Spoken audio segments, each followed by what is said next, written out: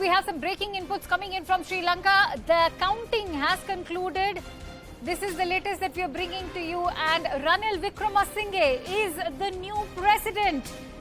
This is the big breaking we're bringing to you. Ranil Wickremesinghe will be the new president of Sri Lanka after Gotabaya Rajapaksa fled from Sri Lanka. Remember, today was a crucial day as voting took place in the Sri Lankan parliament, and now the latest we are bringing to you is that Ranil Wickremesinghe is the new president, something which was on the expected lines. Remember, the majority was still wielded in the parliament by Ranil Wickremesinghe's SLPP party. And for more details, let's quickly go across to Purnima Murli, who's been tracking all these developments from ground zero. Purnima, if you could take us through how the numbers have now worked out, and that Ranil Wickremesinghe is now the new president, and that clearly indicates that the majority was with his party. Absolutely. As per the numbers, of the 219 votes that are valid, 134 is for Ranil Wickremesinghe and 82 is for Dullas and 3 for Anura. So these are the numbers of the 219. Ranil has a clear majority with 134 parliamentarians voting for him, making him the president of Sri Lanka. For the remaining tenure. So clearly, Ranil was backed not just by the Rajapaksa family members, but a majority of the ruling party members as well. While Dullas managed to get the support of the opposition parties, he still did not get the majority. So it's Ranil Wickremesinghe who's got 134 votes, while Dullas had only 82 votes as per the numbers that the speaker had just announced. So Ranil is the new president, and now the next step will be to elect a prime minister and cabinet ministers and get back Sri Lanka on track and ensure that there's political stability that is established, so that talks with the IMF also ends on a positive note. So it's Ranil who is the next president of Sri Lanka, and he's got a majority of the support from the parliamentarians. Counting finally ended 10-15 minutes ago, and the announcement has been made. So it's Ranil who is the president, and he's got a good majority, 134 votes. That's the latest that's there. But protesters, meanwhile, did not expect this to happen, and protesters we'll be talking about that as well. Purnima, stay with us, because I'm also joined in by News 18's South editor DP Satish, who's joining us at the same time. Mr. Satish, if you could take us through how significant this is going to be now in terms of the crisis that Sri Lanka has already witnessed. I remember Ranil Wickremesinghe on the eve of the voting day, rather a day ago, had tweeted about all those actions and efforts that he had taken in a span of just a few months in terms of course correction, whether it was to tackle fuel crisis or to deal with the rising prices of food items and vegetables. How do you see Ranil Wickremesinghe now taking over as the next president? See, there can be yet another protest for the removal of Ranil Wickremesinghe, because Ranil Wickremesinghe is not liked by the people. Right. If there was a direct election, general election, in which the people would have voted, Ranil Wickremesinghe would have lost to Sajid Premadasa or Dullas Alahapperuma. He has won only because the MPs have voted, because parliament is still controlled by Rajapaksa clan, because most of the MPs in the parliament, at least 2/3, are SLPP MPs, Rajapaksa's MPs. And they still owe their allegiance, and they are still loyal to Rajapaksa, because their political career is closely linked to Rajapaksa. If someone else gets elected and if they start investigation against these MPs, then they will also get into trouble. That's why they have played it safe by supporting Ranil Wickremesinghe for the post of president. I don't think it's going to end anything in Sri Lanka, because Ranil Wickremesinghe has no credibility left, and he has lost all the credibility, and people are demanding that he should resign. I am sure the Aragalaya, the struggle, the protesters, those who have been protesting for more than 100 days, those who have ousted entire Rajapaksa clan won't keep quiet. I am sure they will definitely hit the streets once again, demanding that he should resign, because they have been demanding that he has no moral right to be the president of Sri Lanka. I am sure Sri Lanka can get into more trouble, and it's not going to end anything. Absolutely, it won't. And let me also bring in our foreign affairs correspondent Abhishek Jha, who's also joining us from the newsroom. Abhishek, how is this now going to transpire? This entire the fact that Wickremesinghe is now going to be the president. How is this now going to transpire on the streets of Sri Lanka? Considering the protesters have been very clear ever since day one, because they were all. This is perhaps one reason why they were also demanding the resignation of Ranil Wickremesinghe, because this is exactly what they were fearing, that he may just become the next president, and that is exactly what's happened. So we can clearly expect the protests to now restart with new vigor.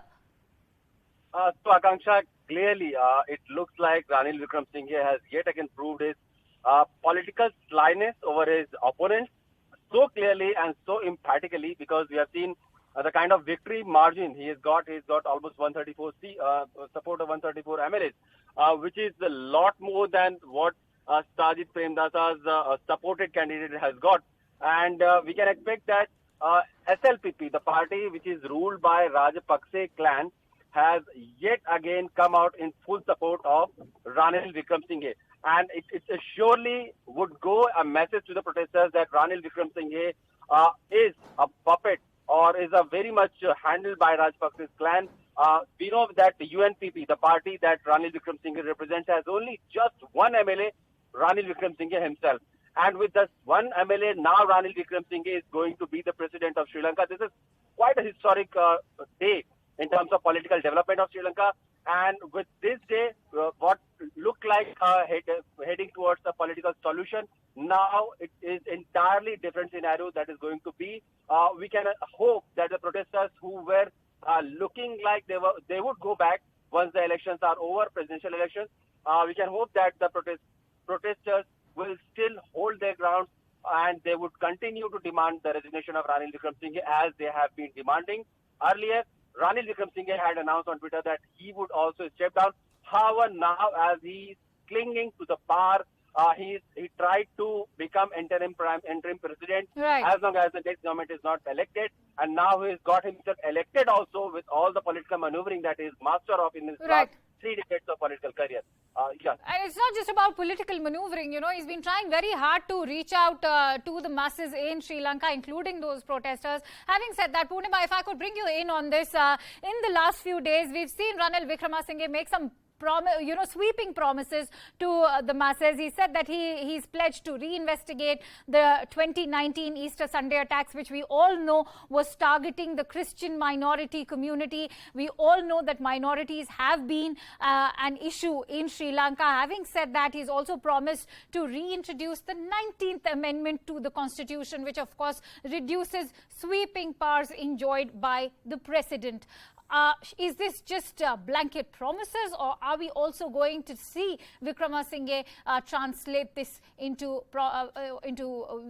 crucial decisions on paper?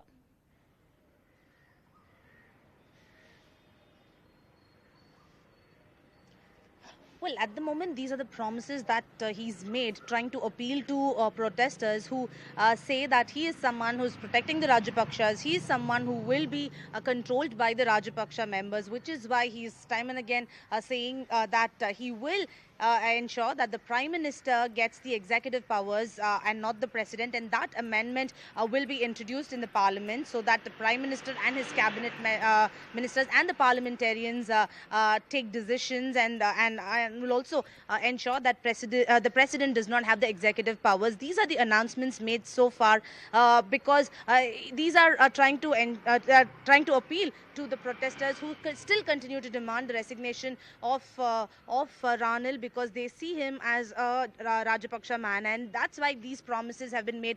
Even with regard to the Easter attacks, we've seen how the Rajapaksa government had promised that there will be a thorough probe into this, but no action was taken. The probe was not initiated, was left incomplete. In the recently held Easter attack bombing anniversary, they again questioned the Rajapaksa family, Rajapaksa and his government as to why the probe was not